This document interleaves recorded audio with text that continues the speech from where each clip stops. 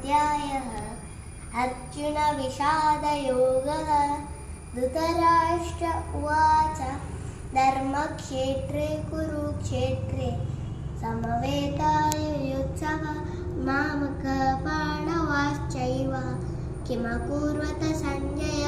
सञ्जय उवाच दृष्ट्वा तु पाण्डवानीकं व्यूढं दुर्योधनस्तथा आचार्यमुपसंगम्य राजवचनमब्रवीत् पश्येतान् पाण्डुपुत्राणाम् आचार्यं महतीं च व्यूढां द्रुपदपुत्रेण तव शिष्येन धीमता अत्र शूरा महेश्वासः भीमार्जुनसमायुधि युधानो विराटश्च द्रुपदश्च महारथः दृष्टकेतुश्चैकितानः काशीराजश्च वीर्यवान् पुरुजेत् कुन्तीभोजश्च शैब्यश्च नरपुङ्गवः युधामन्युश्च विक्रान्तः उत्तमौदश्च वीर्यवान् नववक्त्रो द्रौपदेयश्च सर्व एव महारथः